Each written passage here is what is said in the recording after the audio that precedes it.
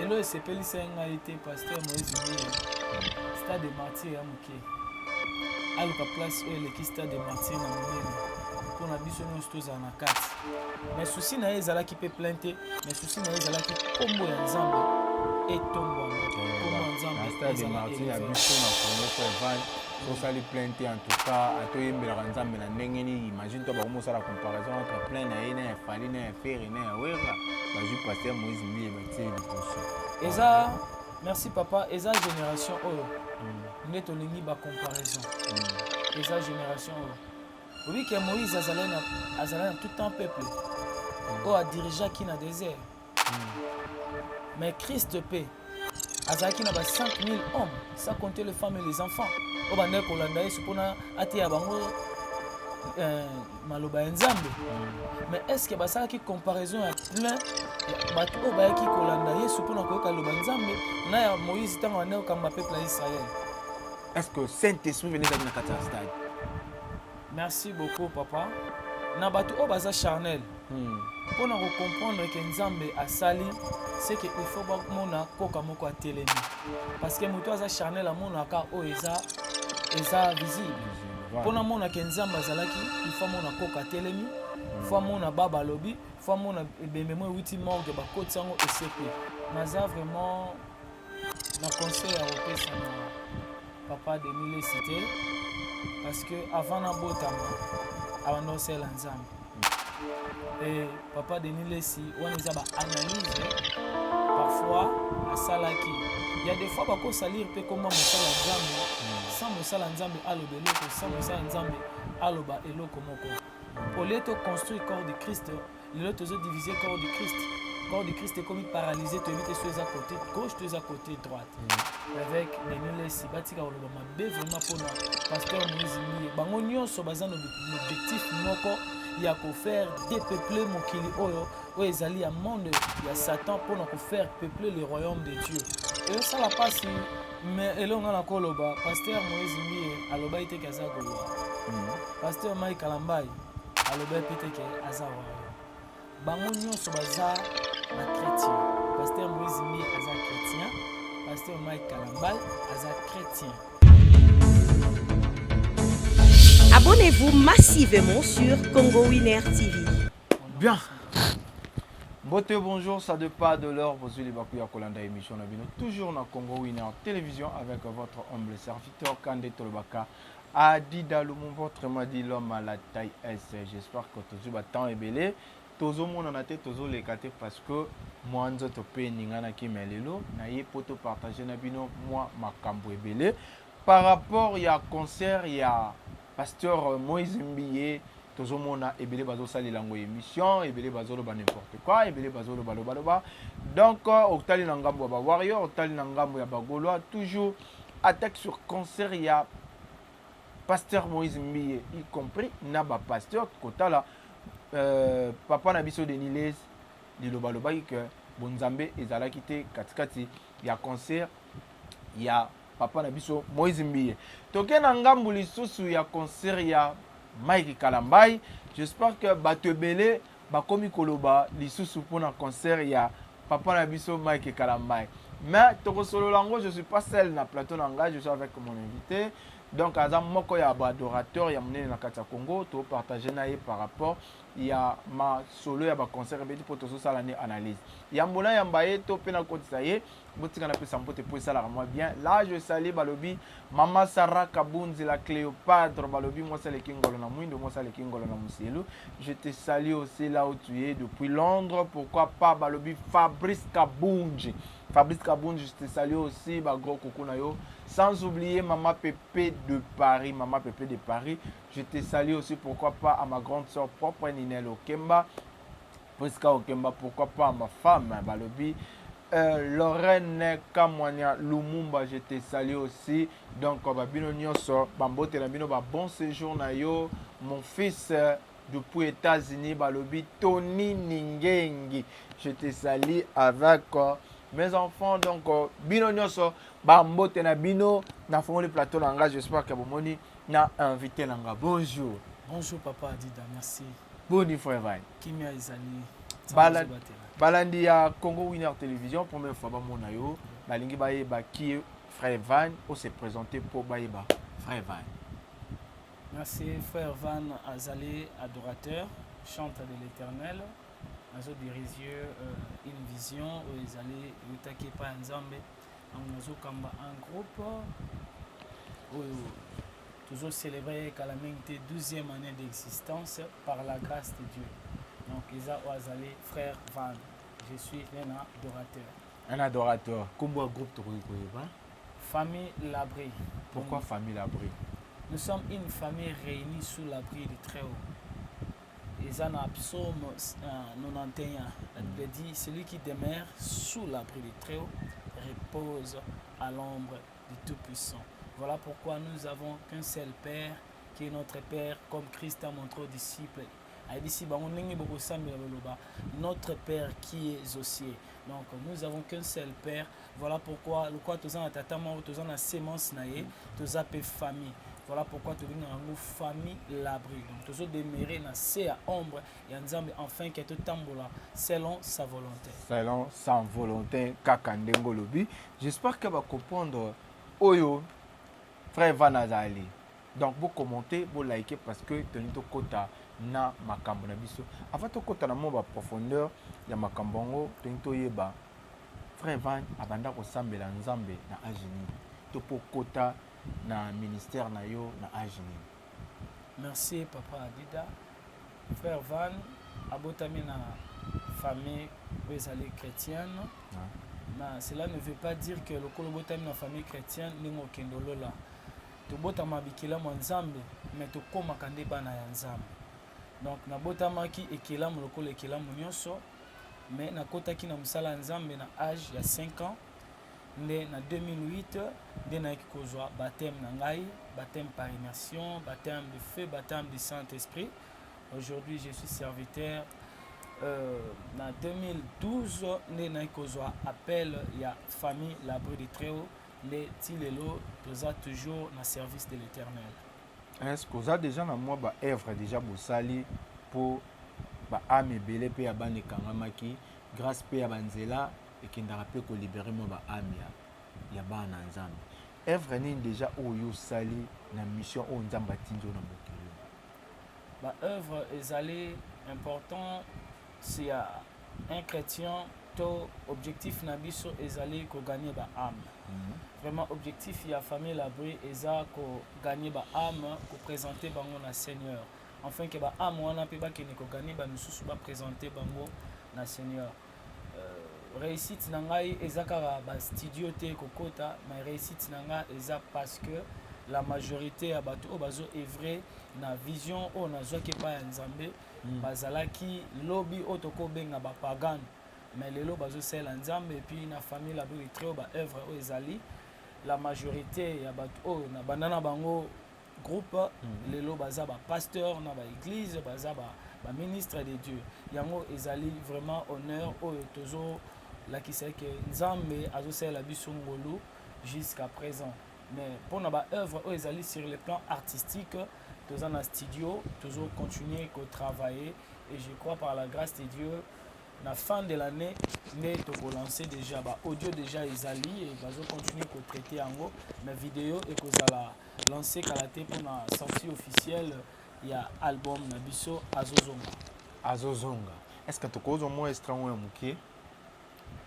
Est-ce que Bongami pona kozela mobali est-ce que bongami pona kozela masia est-ce que bongami pona kozela El Shaddai azozonga mais bongisa etambolino awa na se akozela te yosomba mapango mituka mama azozonga bongisa etamboli na yo pe mutu ozolanda biso soko osala kindumba tika kindumba soko oza moyibi tika moyibi soki oza motema mabe tika motema mabe Frère Van atei biso bongisa etamboli na yo po kala mingi te Yesu azozonga.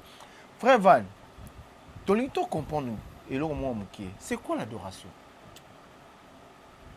L'adoration aujourd'hui nous sommes un peu perturbés. Ouais. Nous croyons que l'adoration ezali banzembo o ezali ya kolala louange eza banzembo oyo eza ya kotelema.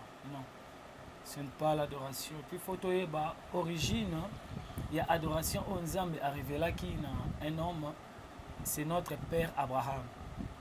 Notre père Abraham, c'est la première personne qui a prononcé le mot adoration. Voilà pourquoi Abraham azalaki na ba serviteur et son fils unique. Moi on a bandé qui na sacrificature. Abraham on donc ne peut sacrifier Isaac. Mais Isaac a yeba kité bazo qui ko sacrifier nga. A yebisi ba serviteur restez ici avec l'âne. Ngaina elenge oyo toke ko adorer. Donc adoration eza ko pesa ya motuya na yo et pas un Nzambe. Comme je peux dire ton unique. Un adorateur c'est la personne qui a donné sa vie au Seigneur Jésus-Christ. La personne a appelé son entièreté en Jésus. Cette personne est un adorateur. Alors, adoration, si ezalinde œuvre, il y a un adorateur. Mutu oyo appelle ça bon moyen pas Yesu. Il y a un adorateur. Adoration, si ezali exercice, il y a mutu oyo appelle ça bon moyen pas Yesu. Donc, mutu oyo azako adorer, c'est la personne qui craint Dieu. L'adoration, c'est la crainte de l'Éternel. Est-ce que derrière l'adoration, est-ce que ça a un moment caché par rapport à la puissance de Nzambe? Adoration et sali et loko est caché ba mystère ebelé parce que l'adoration il y a la bénédiction. Adoration et sali na makambo ebelé. Mais il faut que Christ lorsqu'il a rencontré la femme samaritaine dans le livre de Jean chapitre 4 le verset 21 a ébissi les vrais adorateurs. Donc c'est qu'il y a les faux aussi. Donc les vrais adorateurs, c'est qu'il y a les faux. Si que adoration est un mystère, adoration est une condition peu norme. Isaac a dit à Abraham, je vis le feu, je vis le bois, je vis le couteau, où est l'agneau? Donc l'adoration ne peut pas se faire sans l'agneau. Voilà pourquoi le feu nous représente la présence du Saint-Esprit. Voilà pourquoi il a dit dans sa parole que les adorateurs auront le Père en esprit. Esprit nayo, il faut être soumis et connecté à l'esprit et ensemble. En esprit, en vérité, la Bible dit la parole de Dieu est vraie. La parole de Dieu est Dieu. Dieu n'a jamais menti. Le couteau représente la parole de Dieu. Et le bois, ça représente la croix de Jésus. Voilà pourquoi croix pour nous avaler, il faut agneau azala. Voilà pourquoi tu as qui na 3 croix na montagne. Il y a Golgotha, mais il y a qui na croix moko onde mimaki lobiko. Ils allaient qui croient à Jésus. Oh, Isaac a demandé où est l'agneau. Mais Isaac tant a commis balingi ba sacrifier, ne Nzambe a ebisi Abraham ko tiambeli na mwana te, tala mopanzi ko mona bélier. Oh, Abraham a mona ki ke mwana nga biki, mais Isaac azala ki satisfait parce que azala ki na besoin agneau. Mais au lieu mon agneau a moni bélier. Et Jean-Baptiste nous a révélé, Jean-Baptiste lorsqu'il a vu Jésus, il a dit, voici l'agneau de Dieu, c'est lui qui ôte les péchés du monde. Donc l'adoration sans Jésus, est adoration. Merci, l'adoration sans Jésus, est adoration. Na bande ko zero koma na point wana. Siko to koti na mama na likambo. Merci. Tout na concert ya pasteur Moïse Mbi. Oui. Bana Nzambe bakota kipo bakende ko adorer. Oui. Po bamona kembo ya Nzambe, bamona miracle, ba misu bazaki ba problème, bakende po bazwa solution, bakende ko adorer Nzambe. Est-ce que na oyo Moïse a sali, pasteur Moïse Mbi a sali? Est-ce que les vrais adorateurs, to adoration oyo ya saleli a sali Nzambe? Ya batamokili parce que to comme on a déjà ba critique comme moi ba signe belé balakisi que eza penda adoration ya Nzambe te et tant que chrétien. Merci beaucoup papa Dida. En qualité d'un enfant de Dieu, j'étais là. Ouais. Naki 14h, je vous salue le révérend pasteur Moïse Mbi. Merci. Nayaki wana Naki 14h, nazanga kesika ovanda. Nazala kesiko vanda plan ezala ki makasi nazala vraiment na besoin ya koyoka musique na pembeni na ngai et nasala ke fort tant pasteur azokota ne to profitaki to kotaki donc na vanda ki na VIP wana to kotaki et koteli esali ni puis koteli wana dans ya musique ya bata science te nga zo parler sur entrer na ye kokota na stade des martyrs. Entrer na etango bazo kota na voiture ne permettra ki bato bazaki na ba billet place au côté ezala kité plein wana ezalaki vraiment terrible. Et tokotaki, toprofitaki, tokotaki wana. Mais il faut toyeba eloko moko. Paix à son âme, maman Marie Misamu. Alobaki na naza na thermomètre ya koyeba température ya molimo moto. Mutu moko te aza na droit ya ko juger oyo elekaki na stade de martyr, tandis que mutu ayeba ndambo o ayebi nyonso eza Nzambe. Parfois o asalaki ezalaki o Nzambe asengai na ye kosala. Vous savez, papa Adida, pasteur Moïse Mbi azali type ya Jésus. Jésus-Christ est le sauveur de l'humanité. Mais batu nyonso balingaki Yesu te. Azaki na bato balingaki ye, pe ti lelo batu baboyaka Yesu baza. Na Israël bamona kobotama na ye. Avant sa naissance, ba prophétie epesama. Yesu abotami, prophétie ekokisami. Bamoni ba miracle. Na âge de 12 ans à côté na temple, azako epate ba docteur. Bamoni ba miracle. Akufi bamoni yango suka, ayeko sekwa. Après sa mort, après sa résurrection, amati azongi na ngwende. Mais kaka na milieu wana, o bamona ki ba exploit wana, bamona ki accomplissement écriture, bandima ki Yesu te. Et puis pour vous dire, papa Dida, Yesu abiki sa babeli nyonso ndenge moko te. Amoni sa baveugle nyonso ndenge moko te. Asekwi sa bakufi ndenge moko te. Mokufi mususu Yesu asimba cercueil mokufi asekwi. Lazare aye liboso tomba gangi. Lazare abimi. Abenge Lazare sort, Lazare abimi na tombo. Mais ba concert nyonso te kozala ndenge moko. Surtout oza inspiré de Dieu. Mais wana babi batu nyonso balobi ke eza inspiré de Dieu te parce que comment il lokola. Et là on nini oyo ngai boko constater à mabe bo mécanique ko expliquer nga parce que j'étais là. Balobi o eza que ba point de vue à bato na ba passer tout monde qui nani pasteur na biso de Niles alobi que bon Nzambe zala ki nanu te. Ba spectacle ba signe o ba simbaki na maboko basangisi batali pe na banini ya ba science bamoni ba bêtise o nyonso esala makawana bamoni yango epa ya pasteur Moïse Mbi na ba signe na maboko donc balobi que spectacle ya sali Saint-Esprit zala quitté. Maintenant a beti concert pour approuver batouke a sali plein. Vraiment merci pour la nini na pe simbote na évêque Benilesi, je vous aime beaucoup, papa. Merci.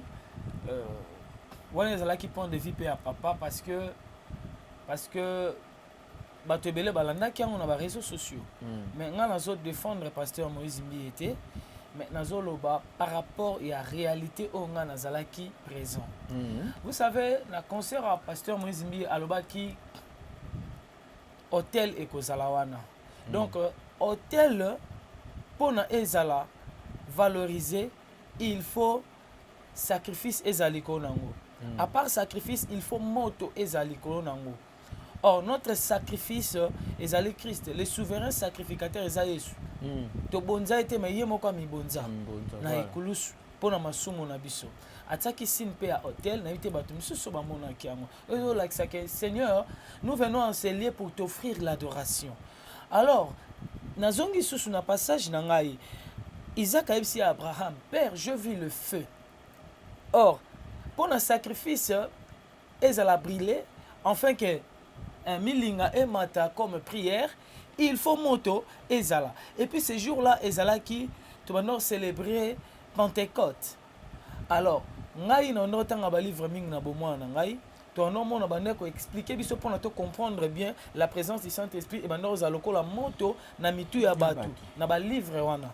Voilà pourquoi le pasteur Moïse Mbi a expliqué que la présence du Saint-Esprit, c'est le feu. Or, le feu, pendant la nuit, et peut ça la lumière, ou il peut permettre tout le monde en là. Comme David a dit dans le livre de Psaume 119, ta parole est une lampe à mes pieds, et une lumière sur mon sentier.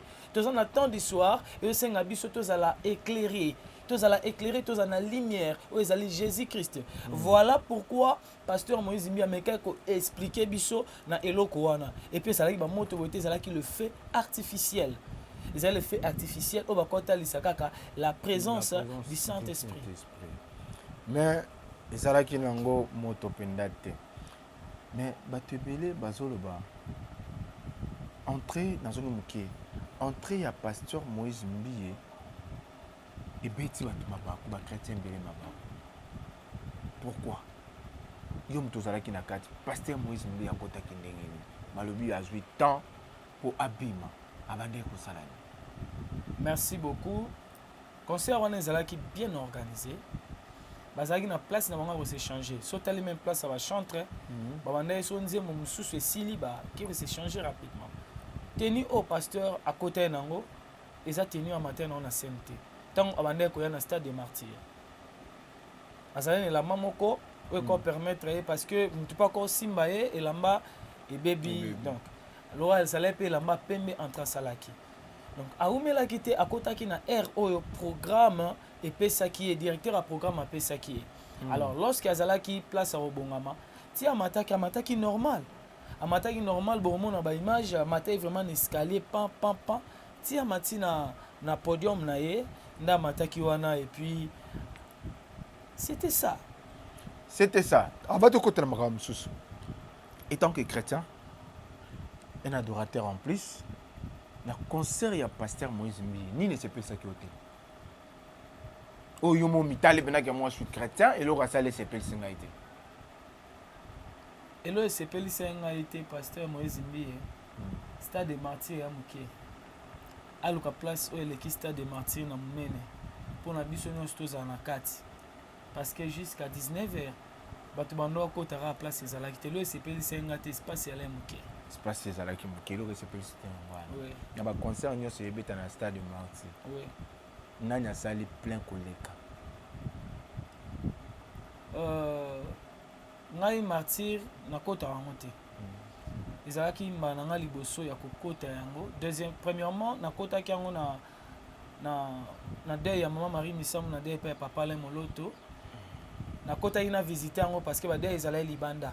Na bima libanda mais kokota vraiment ko participer na cérémonie moko ezalaki mbala na nga ya liboso.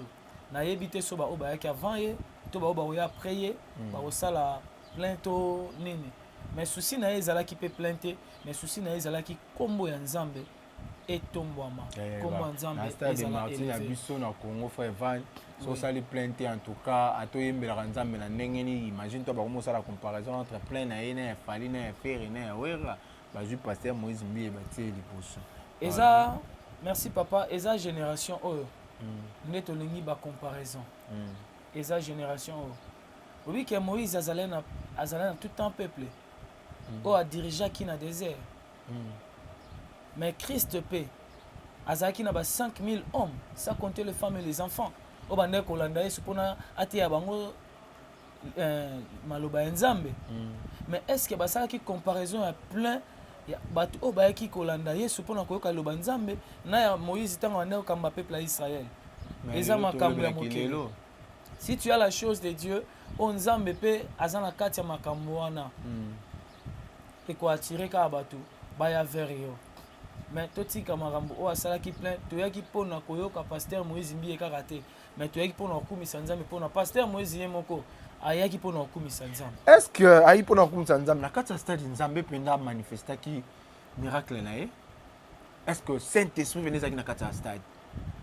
Merci beaucoup papa. Na bato o baza charnel pona ko comprendre que Nzambe asali c'est que il faut ba mona koka moko a telemi parce que moto aza charnel a mona ka o eza visible pona mona que Nzambe azalaki il faut mona koka telemi faut mona baba lobi faut mona bememo witi morgue ba kotsango esekwi mais na moto aza spirituel à comprendre makambo o même bato o bazo mona na miso ba moto mais ba comprendre exacté. Donc la présence de Dieu était là. La présence de Dieu était là. Bien. Conseil nous couper ça. La pasteur de Niles.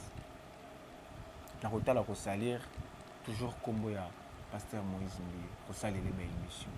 Alobi eza ba makiona, eza ba biloko na bango ba simbaka, eza boy alobi pende ebele. Et tant que conseil na Nzambe ni nous couper ça. Merci beaucoup.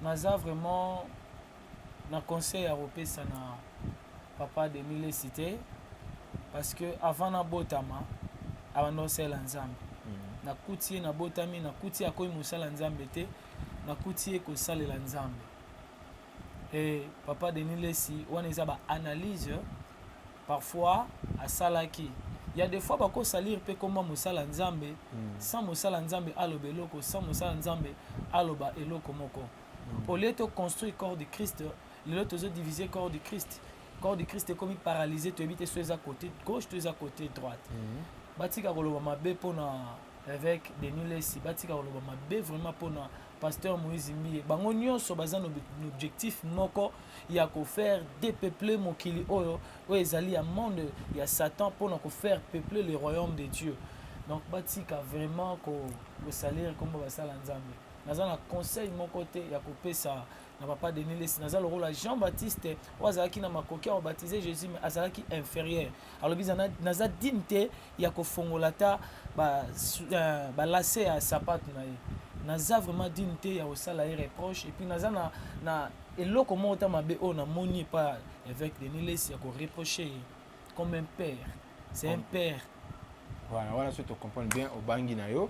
Na bangi te, mais dans la pasteur Denis Lesi. Te, na bangi te. Quoi, kabipe des églises. Na bangi te. Na bangi te. Oui, à quoi ça na épée en haut parce que l'église c'est été. L'église c'est l'église de Christ. Christ a dit à Pierre, sur cette pierre je bâtirai mon église. L'église est un pasteur Denis Lesi.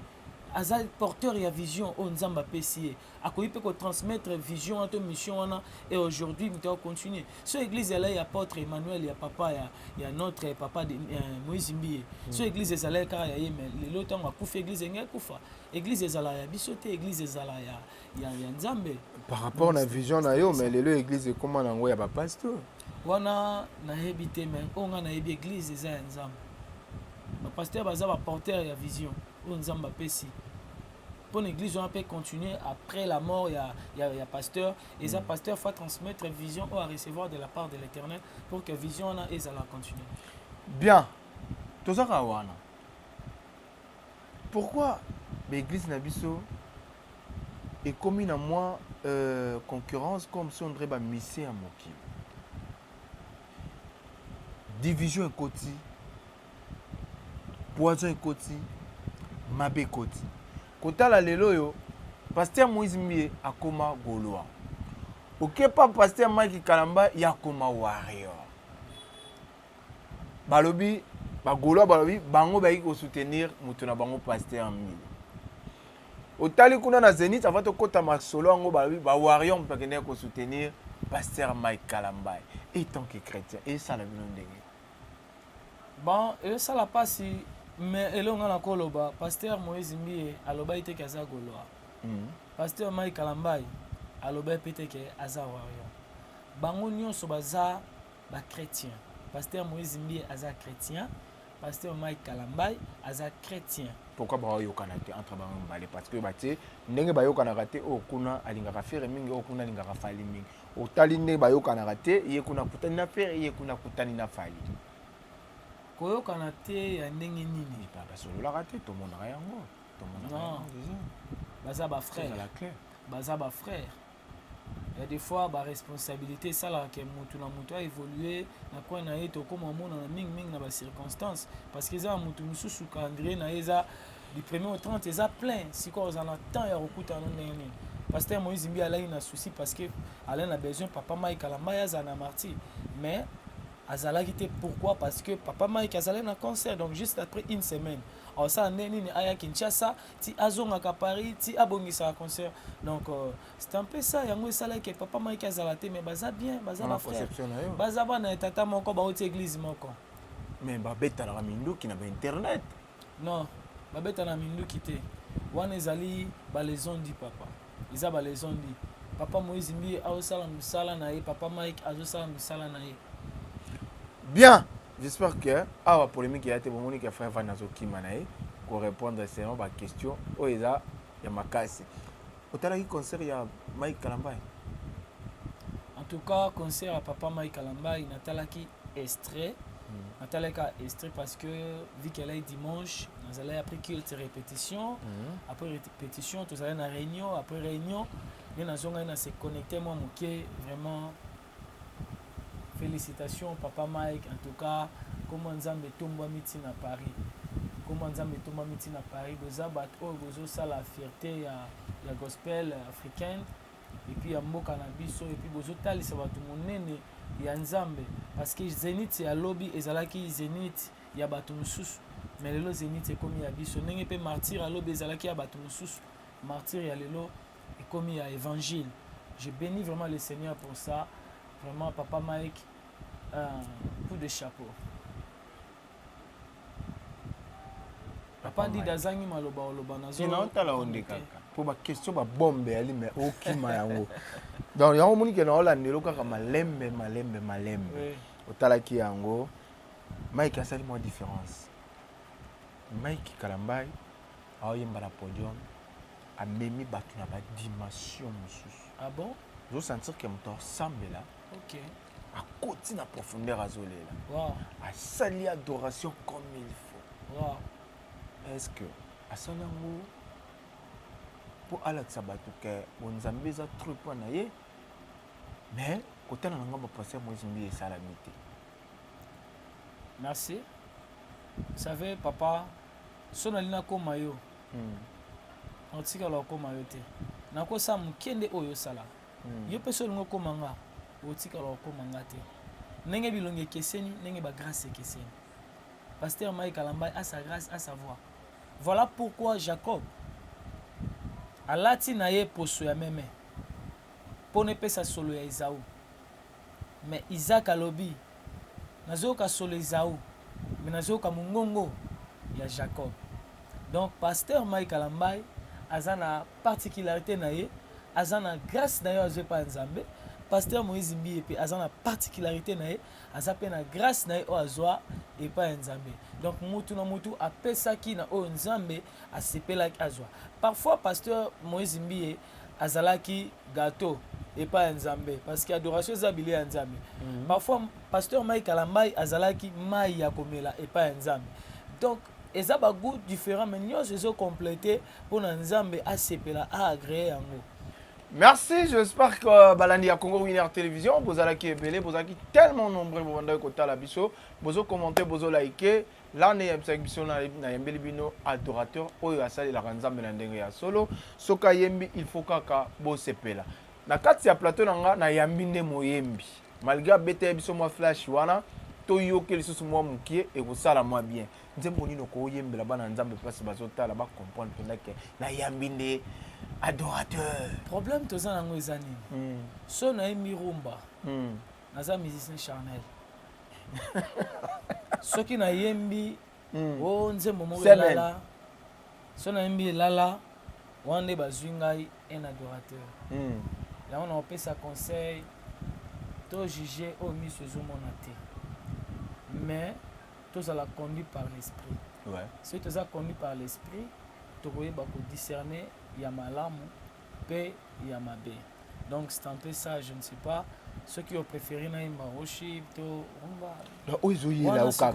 Nalanga mingi rumba, ta nini o nyoso oyemba parce que to nyoso musique écoute pas nzambe yemonde to lo baraka. Nazomata na ngomba koluka libala te. Nazomata na ngomba koluka mobembo te. Nazomata na ngomba koluka diplôme te. Nazomata na ngomba koluka batitre te. Kasi posa ya motema na ngai yawe.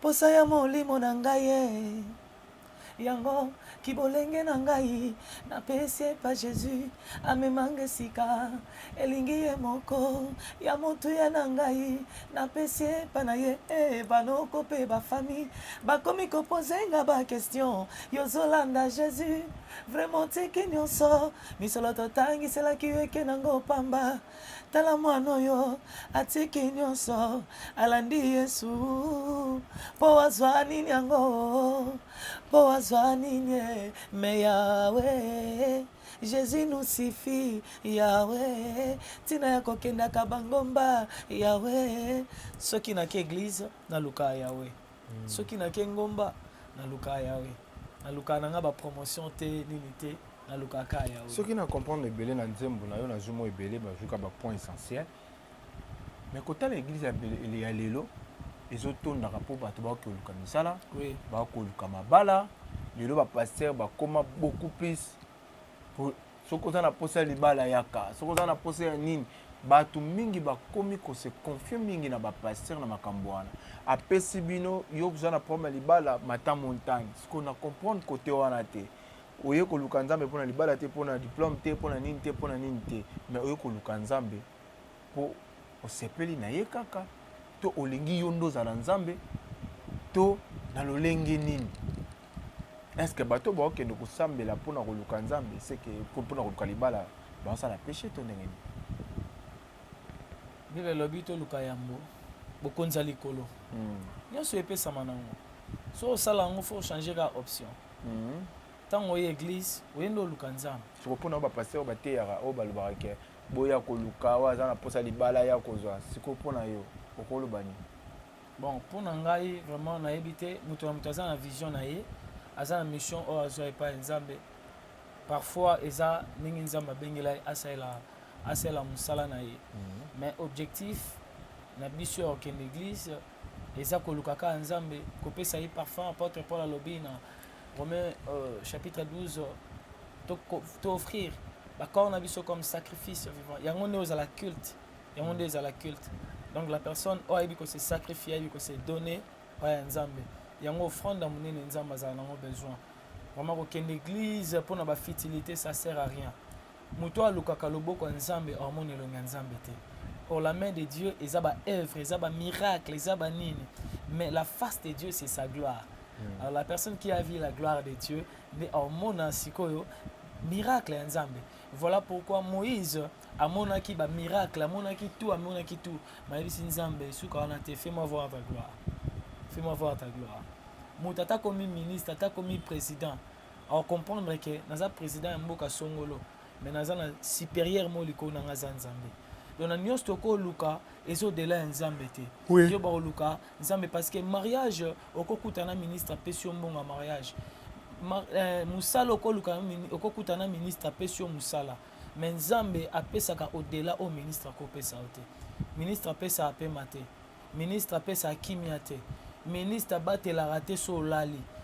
Donc c'est Dieu qui nous protège. Tous en intérêt à luka nzambe que koluka bilo mokili na se na tango malgré bilo mokili c'est vraiment important parce que tous vivre mais ça sert à rien il y a aussi sacrifier pour les choses de ce monde. Merci binom tozuli bakubolandi biso partout ndenge kaka frère Van Alobi balobi avant au juger mutu yo mo pe fomita la lolenge ni nozotambola parce que bozozo ba point ya mabe ya pasteur Moïse Mbiye bolati yango comme lokola bilamba na bino pourquoi pas bino moko pe boluka bo repentir par rapport ya mabeto pe ya masumu na bino boza kosala tokomi na biso na suka nini oyo koki koloba peut-être na ba question na posa ki yango te balandi ya Congo winner bazolanda pe peuple de Dieu mobima baza na posa ba bénéficier par rapport ya message oyo okopesa bango na mokola lelo. Merci elo na lobeza kondima ya batu mususu ezala pe aindima na Yesu mais ezala pe fondé pe na ba pasteur. Voilà pourquoi Christ a lobby berger à cause à la frapper et les brebis seront dispersées. Toyeba bandeko obo koma ko booster ba compte na bino ba chaîne na bino pona ko humilier ba sala nzambe enfin que bozo ba vie. Mais ba vie wana ezoboma ba vie. Vous comprenez? Ba vie à Facebook, ba vie à TikTok. O bozo sala pona ko salir ba sala nzambe. Boyeba ke ezoboma ba vie, ezoboma ba bomoi. Pourquoi batu mususu à part ko yamba Yesu lokola mokonzi pe mobikisi asepela makasi na pasteur Mike, asepela makasi na pasteur Moïse Mbiye. Ce que bozo publier ba n'importe quoi, au pasteur a salaté, au pasteur a habité. Bozo faire dépeupler le royaume de Dieu, au bozo faire croître le royaume de Dieu. Et ça est loko oh et ça important oh il faut peuple na biso ba iba ko saisir en puis na mboka na biso respect à basala nzambe zate. Non fongo la parenthèse mo, il y a un papa à Kenya Nigeria à l'école pastorale. Avandi na kiti na bus. Ranjo avanda ki batu bango fana parce qu'il y avait un pasteur. Limia wana mboka na biso ezate. To ba ko to sa basala nzambe bon mona mboko échanger. To ko mona mboka o eko changer. Soki kara to si basala nzambe o même politique na biso esuki soki totosi basala nzambe nzambe aza makoki osala ngo lokola prophète Elisa alobi kaka na même mer bokomona farine bokomona biloko bekokita officiel ndimaki yango te abeta mafinisa na lo lefongwami donc basala nzambe baza pe batu oyo aza na liloba soko alobi liloba wana ekozala na baeffet mpe barésultat na mboka tosala très attention na biso bato tozopiblie n'importe quoi pour les hommes de Dieu à part ça je salue aussi mon père spirituel et révérend prophète Servid Kajang, je vous salue papa. Tokobetaka lisolo émission ke ya tokolobelaka mpe kaka likambo ya père spirituel. Oui. Nasalaki débat na mutu moko pepe c'est un serviteur de Dieu alobi père spirituel azalaka te alobi nde cadreur mutu azalaka parce que le seul père spirituel c'est Jésus-Christ. Vrai ou faux? Merci Tosolango. Vrai ou faux? Moi question car vraiment Tosolango, tous en a père aidé, tous en a père biologique, tous en a père adoptif, tous en a côté à père spirituel, tous en a père dans la foi, tous en a père spirituel. Donc c'est un peu ça notre père dans la foi, c'est le père Abraham. Donc c'est ça. Tout le monde apôtre Paul Orbenga Timothée mon fils. Si quoi Timothée on est besoin apôtre Paul comme quel père? C'est parenthèse Tosolango. Merci, j'espère que vous allez vous partager, vous liker, vous commenter et que ça la moi bien. J'espère que vous qui frère Van Indenga Lobby, ceux qui a corrigé, topé le Koloba et ça on a un commentaire et que ça la bien. Là, je dis merci à toi Balobi, Maman Pépé de Paris, je te salue aussi. Pourquoi pas Balobi Yemoko. La reine mère, Balobi, beaucoup de respect. Maman Sarah Kabound, la Cléopâtre, Balobi, femme noire. Mon thème, mon nene, pourquoi pas Fabrice Kabound, je te salue. Bino Nyonso, n'a pas subi mes condoléances, la famille Pano Mobimba. Donc, mes condoléances à toi, Balobi, Maman Rifaldi, Balobi, Rifat Nzumba. Donc, famille Mobimba. Mes condoléances parce que Abungisaki papa Oyo Yaye Balobi atira Kibiso Banda le 24 mai accueilli donc Bozala Makasi Nzambe Abomba Bino ngana mino tokutani prochaine bye. Abonnez-vous massivement sur Congo Winner TV.